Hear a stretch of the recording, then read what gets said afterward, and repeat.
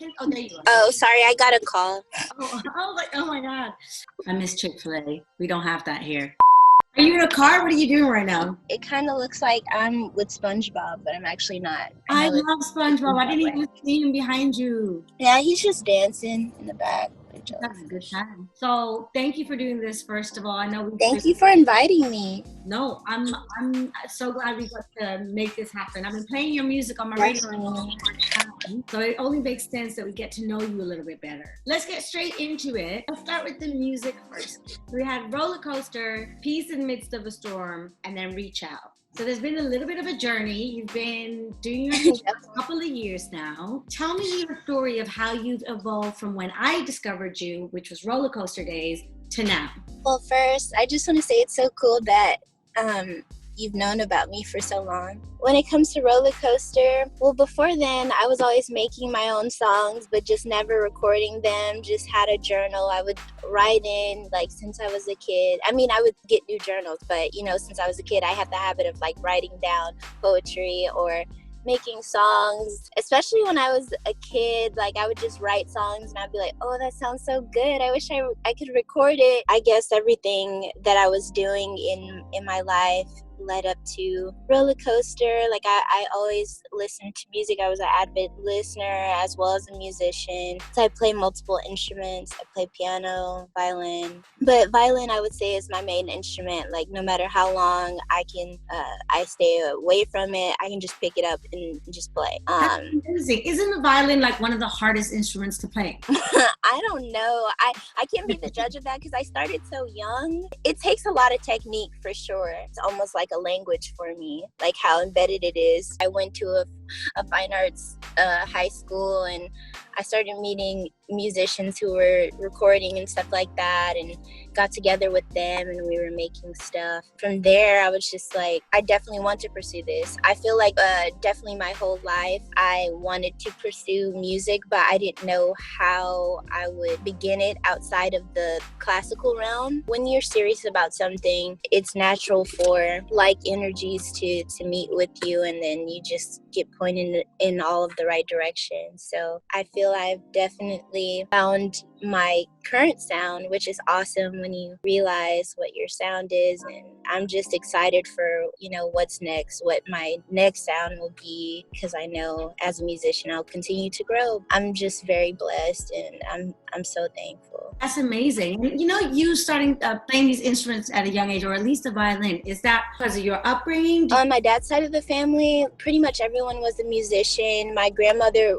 had her master's in music. Ooh. So, and I was just always with her. We were like this. I would gig with her. I would go with her to gig. She got me my first gigs, you know, when I was a kid. What? And she would encourage me to be in all sorts of activities all over Houston, different ensembles, even art programs. Like, I was just involved in fine arts, period. Like, I had to be. And not like I was forced to, but I was just immersed into that world, and I loved it. And I just continued on with it. And even on my mom's side of the family, and like, not a lot of people played instruments, but they were avid music listeners and they loved good music. So I was always surrounded by good music of all genres. When you speak to musicians, I mean, there's always kind of two answers, isn't there? It's either my family completely never understood why I was doing this and was worried about my career, or you hear the opposite side, and that's what kind of what you just told me, saying someone actually introducing you to that world and sharing that passion with you, which I think is beautiful and a lot of people would envy to have, really. Growing up in my church definitely affected my sound as well. Really, the center around the church was music. Everything, even to this day, like half of the service is just music. So you were born and raised in Houston then, right? Houston, Texas. Definitely. Mm-hmm. What was it like growing up in Houston? Because, you know, when you take it back to, for example, 90s and 2000s, the two scenes in the States that all eyes were on were either New York or LA. And it wasn't until kind of the South started coming up through like the Dirty South sound. And I'm specifically talking spilling over outside of the US. But we never really heard stories about what it would be like to experience living in Houston. Whereas we had a really strong idea what it would be like if it was East Coast or West Coast because of what we saw on media. I really love Houston. I had a really nice upbringing. I would just say in Houston, everyone, for the most part, is pretty chill and pretty nice. You know, the Southern manners and all of that. It's so funny when I first traveled outside of Houston and went to like New York or just like in the North, and I wasn't used to people not saying excuse me or, you know, saying all the ma'ams and sirs. All that. So it threw me off for sure. But hey, what's the state like right now in Houston with everything that's going on globally? I'm not sure if are things open for you in where you're at. This Saturday they're gonna start doing phase 1 of opening pubs and restaurants. Yeah, I would just say in Houston they opened up too soon. The governor issued an order that, you know, restaurants and malls and just all sorts of stores are open again. And even at some point he suggested like it's okay to like not have your mask, which I felt was not the best idea, and the numbers started to spike. Then it became, you know, even though he was like, yeah, we should open it, everything's fine, then when people were mad and like, hey, we have corona now, he was like, oh, it's the young people's fault. So that kind of, yeah, in most areas I'm in Houston, like people are wearing their mask and being good about it. There's still some people who like refuse to wear the mask. It's like a crazy time right now, right? Because we're going through a global health pandemic. We're also going through a recession, and we're going through, I think we're going through a revolution. I was going to say the highlight of reaching a race war, something like it's hard to describe it the right way. There's many names to give it. For you as an artist, but also a human being, how have the last few weeks been for you emotionally? Like, how has your heart been? I'm just taking it day by day. Like, I've just been counting my blessings. There have been things that really hit home for me. And I just, if I felt a way, I would just let it out, you know, talk it out. You know, if I felt moved, I would express it through my art, but I'm just going with the flow and just trying to take care of myself and everyone around me.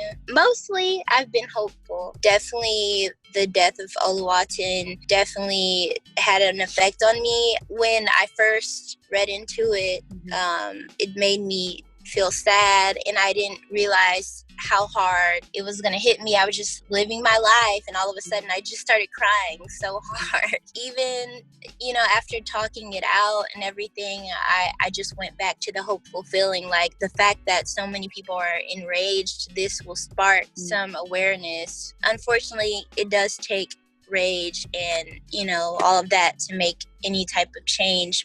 I just want more care towards Black women, since we nurture the whole world. Absolutely. Amen. Yeah. I hear that. Growing up, who was some artists that you were a fan of? I definitely, when I was a kid, I listened to like a lot of R&B, a lot of jazz, hip hop.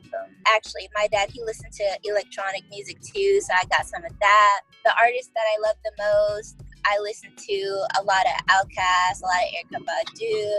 I liked Mel LaRue. Like, I loved her so much because I really thought in my head, well, her voice is high pitched. So when I was singing along, I'm like, ooh, I sound like her.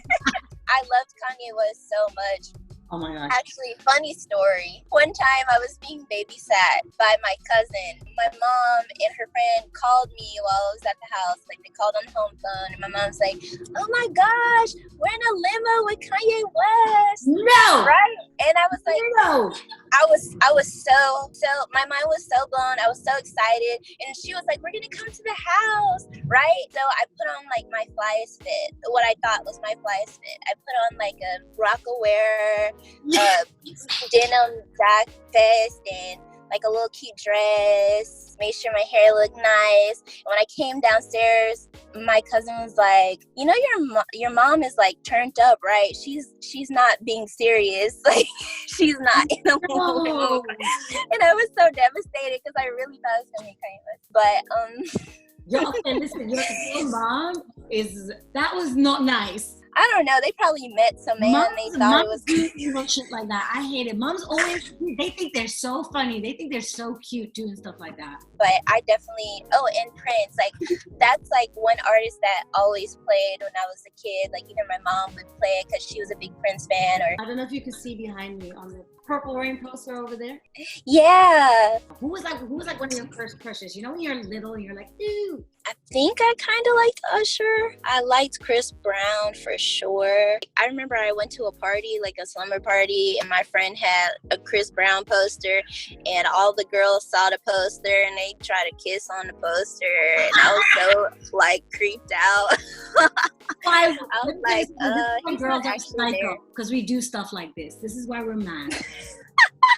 Like, they all were like huddled up trying to kiss the poster. I was like, this is not it. You've got a new song coming out. Did you know he was in my dream? I'm gonna let you say who it is and what the song is and everything. Did you know he was in my dreams 2 nights ago? Very random. I definitely want to hear about this, but the song that will be released on the 7th of this month is Verbs, and actually it was released prior, but I'm just so excited to have it out on all streaming, because literally almost every other day, if not every day, someone's like, put Verbs on Tidal, put Verbs on Apple Music, why can't I listen to it on Spotify, why are you doing this? It wasn't my fault, but now everything's cool. Stop bugging her. So Steve Lacy, he's on the track. We actually made this song in 2015. It's really awesome for it to come out, and it still sounds so great, which this is just my opinion. It's in a timeless track for it to still sound so nice and be fitting for this time, you know. So I'm really grateful to have made the song, and I'm really proud of the song, and I love this song. That's amazing also that it was recorded, 5 years ago, and then, music shouldn't be overlooked or have an expiry date, especially not that short anyways. I'm happy I'm with Stone's Throw, and I feel like I'm not pressured to constantly put stuff out, and I can actually like hone into my craft. It's easy for any artist to feel the pressure of like, oh, I gotta put something out right now, especially when others are doing certain things. But I'm really happy that I've came to a place where I'm not even really thinking about that. I'm just trying to make the best of what I have and improve it. What's that ring on your finger? This is a promise ring I got from my boyfriend, like the first year we dated, just to celebrate our 1-year anniversary, and we'll be together for 5 years this month, actually. Oh my God, congratulations, girl. Thank you. I just kept seeing the ring go by, and I thought, hang on 1 second, let me just find out what's going on there. My rings were given to myself by myself. Yeah, I actually want to incorporate more rings into my wardrobe, like every day. Is he next to you right now? Because you should say it louder. Oh yeah, no, he heard me. Jewelry always fits better when it is paid for by someone else. Let me just say that, okay? For anybody who loves good music, quality over quantity, anyone who's like a music head will know of Stone's Throw, and it is usually up there in people's favorite labels. How did that connection with you come about? It was just meant to be. It's so crazy. Like, I released Sweet Honey in 2016. Somehow, it traveled to Peanut Butter Wolf. He's the owner and creator of Stone's Throw. He ended up tweeting about it, and he's like, oh, this is classic, or this is amazing, or something. And I was like, oh. And then I clicked on his page on Twitter, and I saw that he followed me, and I was like, when did he do this? I instantly DM'd him, and I was like, what's up? And then we started messaging, and I asked for his emailed back and forth for a year. And I collabed with one of his artists. He actually asked me to feature on something with Rejoicer, which ended up playing on Selection, which was so dope. Actually, I don't know where that MP3 is. I want to listen to it. Yeah, so we did that. We talked for like a year or so, and then eventually he was like, when are you coming to LA? He showed me around LA. It was really awesome. He was just very kind. And then, after a year and a half, he asked me to be on Stone's Throw, and I was in awe. Like, honestly, that's all I can say. Yeah, it was really so nice, and I'm glad he took a liking to me, and he was so nice. Like, he's a really genuinely nice person. Well, good for you, because you make sick music and you belong somewhere where your soul isn't sucked out of you and you get to be yourself. I'm going to fire questions at you. You cannot think. You have to answer the first thing that comes to mind. Kind of thing. This is going to be hard because I love to overthink. Overthink? I sense that from you. I'm thoughtful, I guess. But not now. Okay. We'll start easy. Favorite pizza topping. Now, don't you start thinking. Don't buy time thinking. Okay, I love pepperoni. Like, it's a good staple, but I also have to always include spinach no matter what. I love... You could only pick one. Oh, one. Oh, my bad. Sorry. I already lost. Okay, pepperoni. Winter or summer? Winter, all day. Oh, you don't hear that often. If you could relocate anywhere in the world, where would you move? Colorado? I don't know. Also an answer that has never been given. I'm thoroughly enjoying these original answers.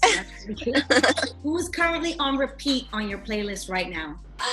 Who am I listening to? I would just say Arca, because he just released his album and I love it. It's and the so features good. are so sick. The features are so good. Freaking Rosalia, Shy Girl, Bjork. Wow. If you weren't a musician, what would you be doing now? I really don't know. Just working with kids, I guess. Ah, cute. Your favorite song you've ever written? Sweet Honey. Sweet, cute. Okay. A song you wish you wrote? Call My Name by Prince. Oh, okay. I mean, yeah. Okay. Or Diamonds and Pearls, because that song, it's so simplistic but so expansive, you know? Finish this sentence for me. Peyton is. Peyton is an experience. Oh! Did you just shake that one out of your sleeve like that? That's amazing. Listen, girl, you're dropping bars right now. I want to thank you so much for this. This is really, really good. I hope we get to meet in person sooner. I hope so too. 100%. You must come to London. We don't have chicken like you guys do in the South, but we have Nando's. We might like that. What's it called? Nando's. Lando's? Nando's with an N. Oh, what is that? Don't worry about it, sweetheart. Don't worry about it, sweetheart.